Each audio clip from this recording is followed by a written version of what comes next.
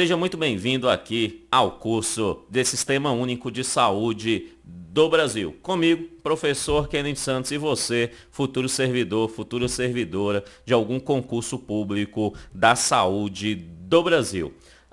Amados meus, quando nós falamos sobre o Sistema Único de Saúde, nós temos vários pontos para serem tratados. O primeiro ponto que nós vamos começar hoje é exatamente o ponto referente à história da saúde pública no Brasil.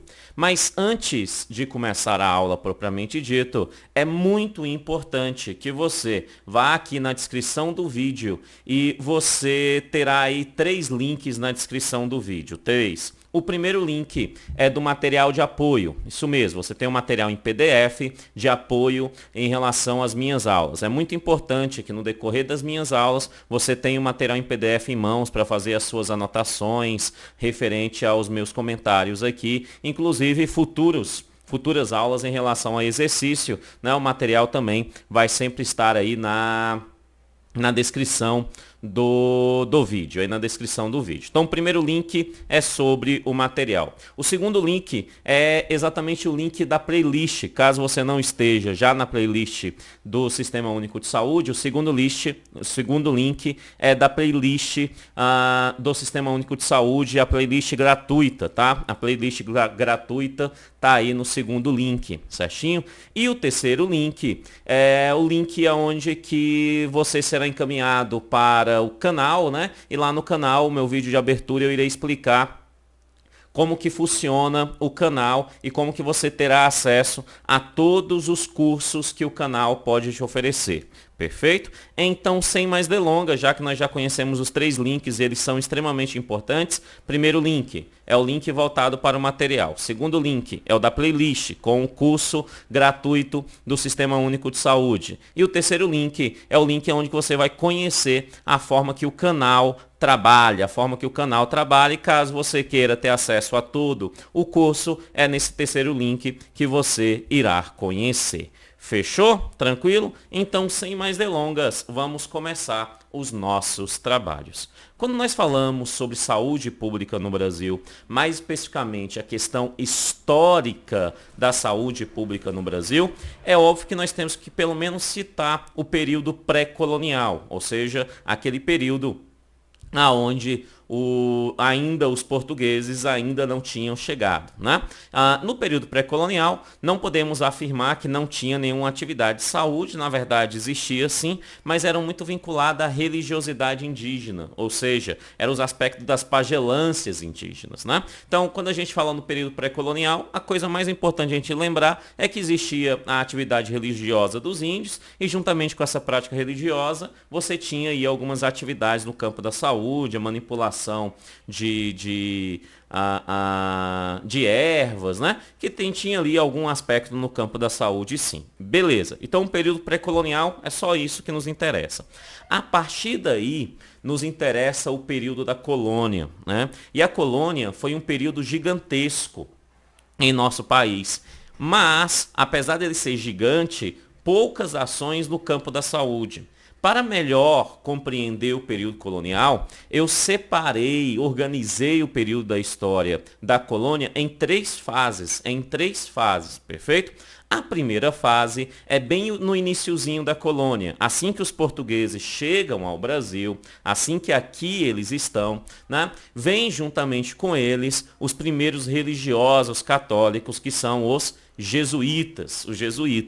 Então, nessa primeira fase, a ação do campo da saúde vai estar fortemente sob a prática religiosa dos jesuítas. Isso mesmo. Qual era o trabalho dos jesuítas? Primeira percepção dos jesuítas era isolar a força da pagelância, né? Então, os jesuítas ofereciam ali alguns medicamentos. Por que ele oferecia medicamentos? Porque os jesuítas, a formação jesuítica é uma formação muito ampla, né? E dentre as formações, eles tinham ali formações de boticários. Então, eles produziam alguns medicamentos com ervas naturais, também da mesma forma que os índios faziam antes, né? Só que os jesuítas já tinham conhecimento um pouco mais científico em relação à utilização dessas ervas. Não bem um científico, mas pelo menos um campo de estudo melhor melhor em relação à utilização dessas ervas. Então ele atendia aos índios e aos portugueses que aqui estavam mediante as suas boticas, né? Mediante as suas boticas. Mas o forte trabalho dos jesuítas eram basicamente com as comunidades indígenas. E óbvio, a intenção dos jesuítas com as comunidades indígenas, uma das mais importantes, era exatamente a ação de evangelizá-los, né? De transformá-los em cristãos. Obviamente, isso é natural em relação ao evangelho, né? Qualquer um que entende como cristão sabe que é função do cristão evangelizar. E tá os índios aqui todos pagãos, então vamos evangelizá-los. E aí veio os jesuítas e fez esse trabalho. Juntamente com isso, ele ofereceu alguns medicamentos e ofereceu aí alguns alimentos, né? Os jesuítas também ofereciam atividades alimentares para os índios e alguns portugueses, mas principalmente os índios que aqui estavam. Essa foi a primeira fase. Então pegue o seu material e vamos analisar aí no próprio material. Olha o que ele está dizendo aí, ó. Primeiro está falando do título, a evolução histórica da organização do sistema de saúde no Brasil e a construção do Sistema Único de Saúde. Então nós estamos tratando, nesse momento, sobre a evolução histórica, sobre a evolução histórica da organização do sistema de saúde no Brasil e a construção do Sistema Único de Saúde. E a construção do Sistema Único de Saúde. Ok, né? Ok. A primeira fase, que é onde nós estamos, né? Todo o período colonial brasileiro vai de 1500, colocar aqui a data, né? Só por desencargo de consciência do professor, vai de 1500 a 1807, isso mesmo, o período colonial vai até 1807. Na sua primeira fase, que é onde que nós estamos, na sua primeira fase, nós temos como prioridade, né, aí a ação jesuíta. Tá? Então são as ações dos jesuítas. Os jesuítas exerciam o quê? Primeira função deles era neutralizar ali a influência do pajé, que tinha também atividades médicas, digamos assim, na área de saúde, né? Porque eles também sabiam manipular algumas ervas, né? Mas ao mesmo tempo o pajé exercia a sua outra atividade, que era religiosa, e como os jesuítas estavam aqui para evangelizar antes de qualquer coisa, então nesse ponto, neste caso, eles também queriam neutralizar essa influência do pajé em relação aos índios para poder ali, dentre outras coisas, evangelizar esses índios para fins do cristianismo. Tá? Os jesuítas deram, durante essa primeira fase, a assistência aos doentes, como alimentos e medicamentos, né? E eles tinham esses medicamentos porque os jesuítas eram boticários, né? Parte dos jesuítas eram boticários. Então eles sabiam manipular ali esses medicamentos.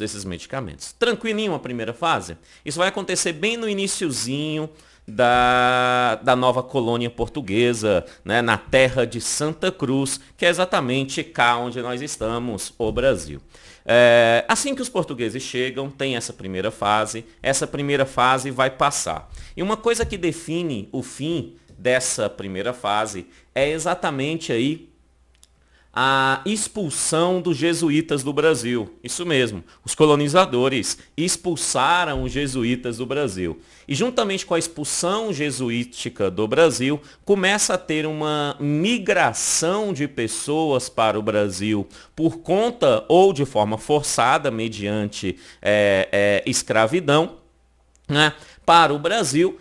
E essas pessoas, juntamente com elas, trouxe aí algumas doenças e algumas endemias. Então a segunda fase, na verdade, é uma fase onde que nós conseguimos identificar um forte fator endêmico no Brasil, né? Vamos à segunda fase para a gente entender exatamente do que ela trata. Olha lá que lindo, olha. A segunda fase, primeira coisa, você tem aí o desaparecimento dos jesuítas, né? Eles são expulsos do Brasil, né? E você tem como doenças provenientes chegando ao Brasil, como a varíola e a hanseníase, né? Essas doenças aqui no Brasil, elas matam muitas pessoas, principalmente os índios, né? Já que você não tinha ali uma preparação física de anticorpos dessas pessoas em relação a essas doenças estrangeiras, né? Então você tem na segunda fase essa importação das doenças. Só que tem um detalhe, essa importação das doenças ainda não existia nenhum tipo de ação de prevenção, tá? Não tinha nenhuma prevenção em relação a esse processo, né? A prevenção a gente começa a ter mais fortemente na terceira fase. Na primeira fase ainda não tinha, na segunda fase ainda não tinha essa ideia de prevenção. Tanto não tinha que eu coloquei aqui para você, ó, não tinha ação de prevenção na ocorrência das populações. Na verdade, a segunda fase, ela vai dispor basicamente de algumas ações no campo de atendimento, no campo da saúde. Dentre essas ações, destaca-se a caridade das irmãs, né? A caridade das irmãs das Santas Casas de Misericórdias. Isso mesmo. Nessa segunda fase, nós passamos a ter aí os primeiros hospitais, né? As primeiras Santas Casas de Misericórdia no Brasil, fundamentado basicamente na ideia da caridade. O que as irmãs poderiam fazer? Elas não tinham muito o que fazer. Basicamente o que elas ofereciam às pessoas que lá estavam eram exatamente o isolamento dessas pessoas, afinal eram endêmicas, né, as doenças que tinham, então você tinha o trabalho de isolá-las, você oferecia a elas alguma alimentação e muita oração, né? Basicamente era isso que as irmãs faziam, porque você não tinha muito o que ser feito também. Mas mesmo sendo apenas o campo do isolamento e o campo da alimentação dessas pessoas, para a época no Brasil já era algo fantástico que alguém focasse nesse tipo de trabalho, tá? Então todas as pessoas, de certa forma, procuravam ali as Santas Casas de Misericórdia. A primeira Santa Casa de Misericórdia, ela é datada de 1543 na região de Santos. Aí depois tem uma em Salvador e assim você vai tendo algumas outras unidades das Santas Casas de Misericórdia no Brasil, fazendo nesse período colonial um trabalho fantástico em relação ao campo da saúde, em relação à necessidade daquele povo, já que você não tinha uma ação estatal para esse fim, porque nem o aspecto da prevenção das doenças existiam, como já foi citado aqui agora na segunda fase. Além das Santas Casas de Misericórdia, você tem o surgimento de dois profissionais no Brasil, que na verdade são provenientes do conhecimento europeu, né? Esses profissionais eram os físicos e os barbeiros, né? Os físicos eram os médicos da época e os barbeiros, literalmente, naquela época, o barbeiro fazia cabelo, bigode, barba, sangrias e cirurgias, né? O barbeiro fazia tudo, né? Cortava o cabelo e fazia uma cirurgia. Ele era o cirurgião barbeiro, tá? Ele era o cirurgião barbeiro. Então, essa função de físico, de barbeiro, diferentemente das Santas Casas de Misericórdia, que em tese atendia todos que a procuravam, né? Essa atividade dos físicos e dos barbeiros eram apenas e exclusivamente para aqueles que poderiam pagar por tal atividade, por tal função. Então a segunda fase é uma fase onde que você tem o surgimento das endemias e juntamente com o surgimento das endemias, você vai ter a atividade das Santas Casas de Misericórdia, dos físicos e dos barbeiros para quem poderia pagar nesses dois últimos. Tranquilo? Então surgimento de endemias, né, fortes, porque você tem um boom de crescimento populacional no Brasil, porque você está vindo mais europeus para cá, mais portugueses, e juntamente com os portugueses você está vindo mais africanos também para o Brasil, por conta do tráfico negreiro que está chegando aqui e amplia-se no decorrer desse tempo fortemente no país. Perfeito? Então a segunda fase são as doenças e ações ali das Santas Casas de Misericórdia, dos barbeiros e dos físicos. Fechou. Só para a gente analisar, olha aí comigo no material, só para a gente entender. Então, segunda fase, só para ficar claro. Pegue o seu material aí comigo. Você tem o desaparecimento dos jesuítas. Surge, então, algumas endemias, como a varíola e a hanseníase, né, que matam aí várias pessoas. Né? Não tinha uma ação de prevenção nessa segunda fase, não tinha. E a prática médica durante essas fases, basicamente, era fundamentado ali na caridade, né, na Caridade da Confraria de Nossa Senhora de Misericórdia, que é a confraria criada ainda em Portugal, né, as Santas Casas de Misericórdia surge antes de qualquer coisa em Portugal.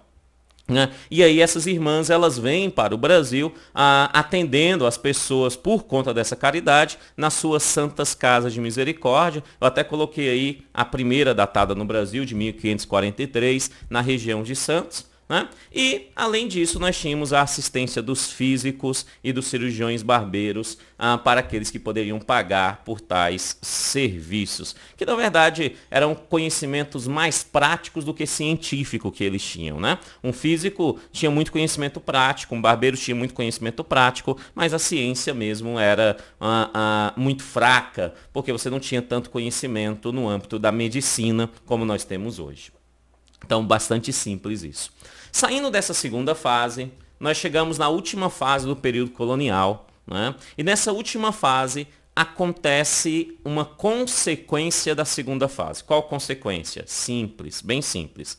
As endemias aumentam cada vez mais. Porque você não tem nenhum tipo de ação de prevenção. Então, se você não tem nenhuma prevenção, obviamente que você vai ter um aumento das endemias na terceira fase, já aí no fim do período colonial brasileiro. Né?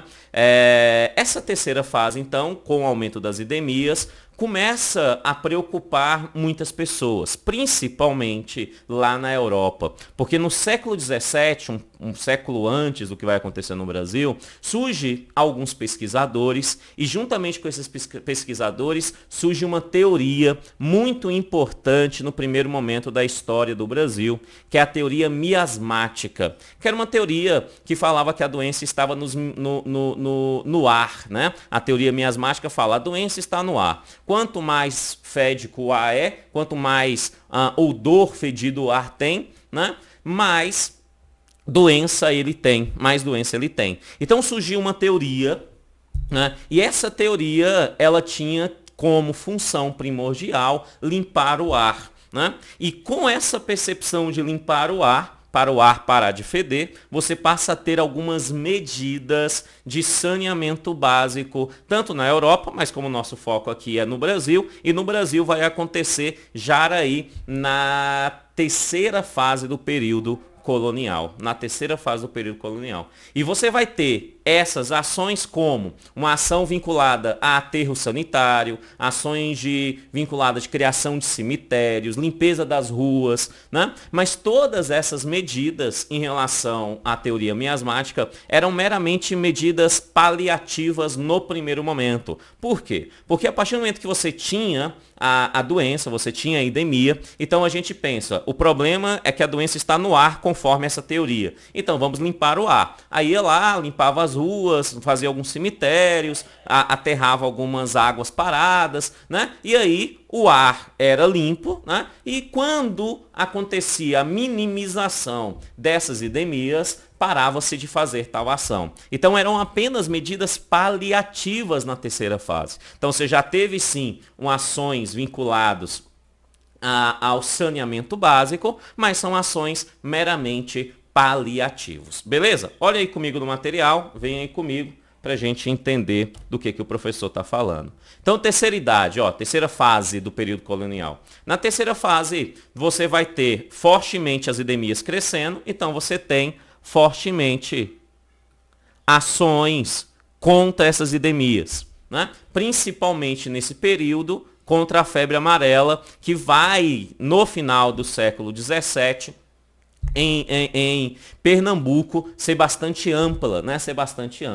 E é no próprio século XVII que se cria uma teoria, que é a teoria miasmática, né? E essa teoria miasmática vai dizer, olha, a doença está no ar. Se a doença está no ar, a gente tem que limpar o ar, porque quanto mais fede o ar, mais doença ele tem. E para limpar o ar, a gente começa a ter algumas medidas paliativas, sendo essas medidas paliativas primordialmente aterro de águas estagnadas, limpeza de ruas e casas e criação de cemitérios, ou seja, algum saneamento básico era realizado. Porém, todavia, contudo, toda vez que minimizava ali a ação da doença, você tinha, obviamente, por conta que não era um interesse preventivo, mas era apenas um interesse remediativo, né? Você parava de fazer essas funções, que é o que eu coloquei aí na setinha para você, quando ele falou assim, quando as endemias eram aparentemente controladas, essas medidas eram cessadas. Fechou? Este é o período colonial,